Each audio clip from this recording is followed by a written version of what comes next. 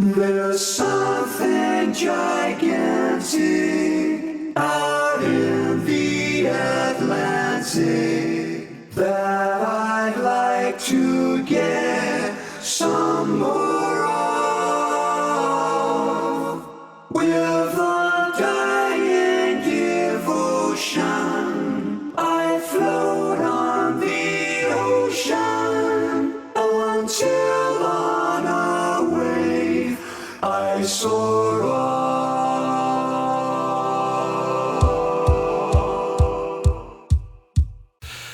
Delighted to welcome a man on the line who has been described as the one-stop harmony man by some. You've been making music for nearly 40 years. Thanks for joining us, Alan Carvell. Good afternoon, morning, evening. Yeah, it'll go out round the world, so it could be any time of day. You've had a number of personas in your career, as well as obviously recording under your own name. Any particular reason for the changes? What would 40 years ago be? 1982. Yeah. I was recording before then, so it's probably readjust that to 50 years. Yeah. I mean, why?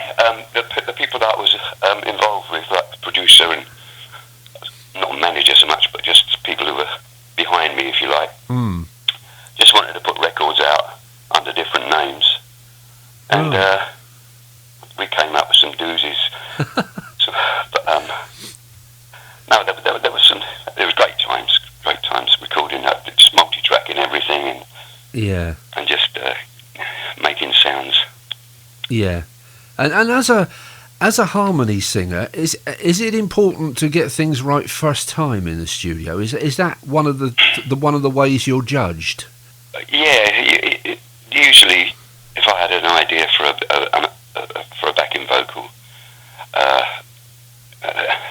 thing, it was usually accepted, and it wasn't sort of embellished upon by the producer. It was left as it was. So no, I if they wanted oohs or ahs or counter harmonies, then they seem to go along with it. Because you work with some legendary names, haven't you? I mean, Elton John, Shakin' Stevens, Wham, Take That. How did you get noticed by? Are you employed by producers, or how do they hear you to get into that business? Word of mouth. It is word of mouth. Wow, that's amazing. So it's basically just getting out there so that somebody can hear what your work is like. Yeah. Some of the songs that I recorded under my own aliases. They obviously people, I suppose, played them, and they just thought, oh well, we'll have a go at him. We can use him. But I was actually doing a session for the Rocky Horror Show. Is it the Rocky Horror Show or the other one? No, Rocky Horror Show. And I was in the studio, and the producer I didn't really recognise, just knew him as Bob. And I asked him, what's your second name? What's your surname? And he says, Gaudio. And I nearly fainted. It's Bob Gaudio, the main songwriter of the Four Seasons. Wow. Ex-player of the Four Seasons, and he was producing me singing on this soundtrack. So amazing. Just wonderful jobs. Every job is different. Yeah. And who's in charge in the studio? Is it the producer or the main artist when you're a backing singer? The main artist is rarely there. It's the producer. If he suggests doing this at a certain point in the song, then I'll do it, and then it's either kept or not. And you're still working, because I know you do your own. Is it one-man shows that you do at the moment? Yeah, I just do solos. Yeah. So are you still working as a harmony singer as well? No. So that's finished now, because I went touring in the 80s, and if you're not at the end of the phone when agents want a session singer, if you're in another country, then obviously the next one on the list gets called, and then if you're away for any length of time, you come back, your name is down the list now. Right. It wears off, but I wouldn't have changed it at all.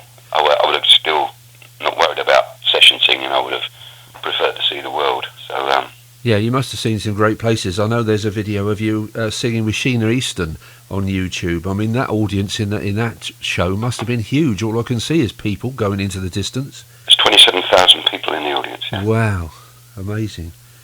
And of course, I did buy.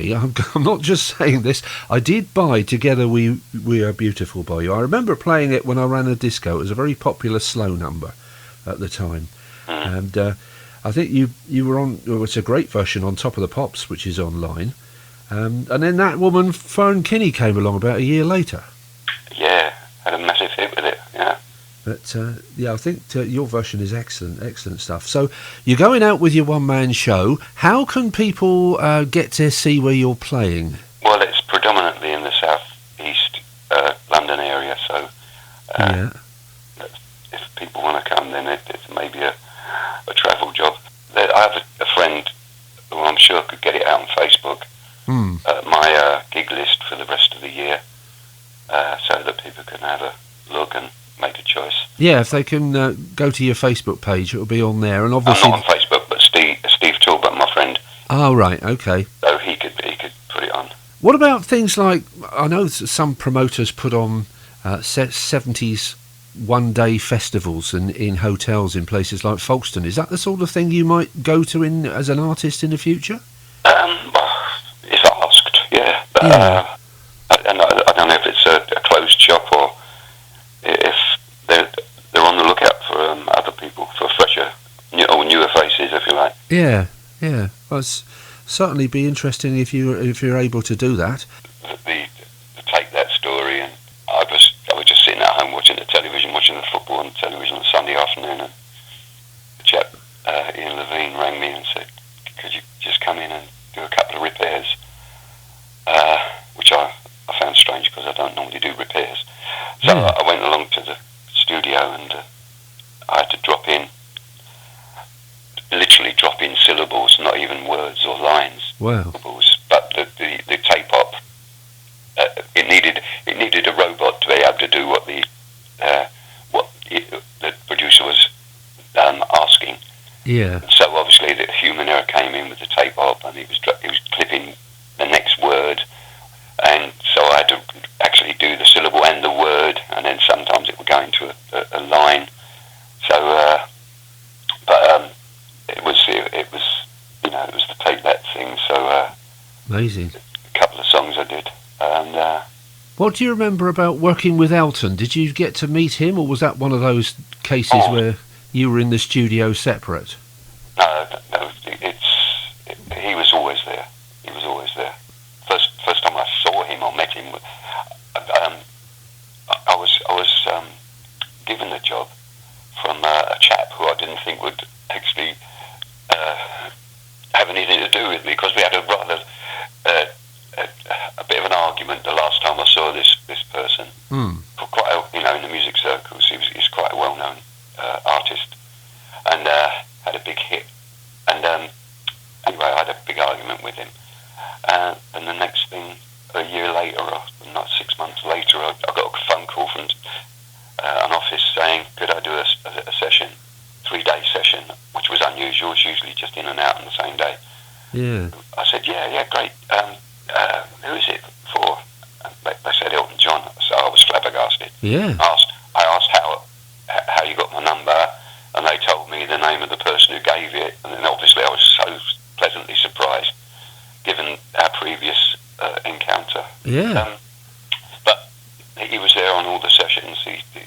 First time I saw him, he came in after playing, I think it's called foosball, the football game with the ball on the table, and all the funny-looking men on the handles that you spin around, and he was sweating like a proverbial. Anyway, we introduced to him, and he asked me to do Live Aid and the tour. So, but our working machine was top class. Yeah. I couldn't imagine it being bettered, but with Elton, it just seemed to go up another notch. It was just, brilliant. That must have been amazing, being on the stage at Live Aid. Yes, it was. Yeah. I mean, you hear all these stories about the battle of the egos of the groups as to who appeared where on the bill, but I got the impression that on the day it was just a case of all hands to the pump. Yeah, we had our slots that we just go in and do our 8 minutes or however long it was, and then we'd have to sort of make ourselves scarce until the finale. And I was on stage at the end when Mr. Geldof was thanking everybody and insulting everybody. Yes, he certainly got noticed. Yeah. Oh, terrific memories. Oh, brilliant! Absolutely brilliant. Yeah. Are you thought of writing a book?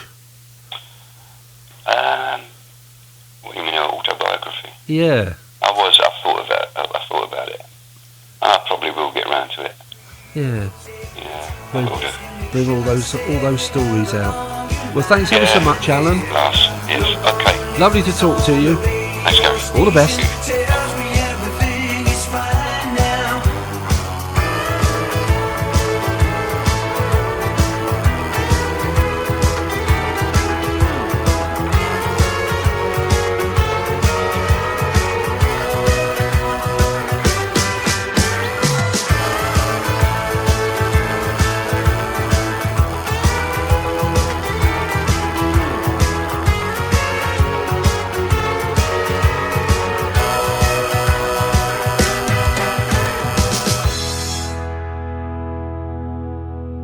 Crown, Cooley, well, Watergate, Fistral, Great Western, Polyjoke, Harbor Beach, Little Park, Whipsy, Derrito, Con, Lusty Gaze, Town Beach, ain't no place that I'd rather be. Crown, Cooley, well, Watergate, California, Great Western, Polyjoke, Harbor Beach, Little Park, Whipsy, Derrito,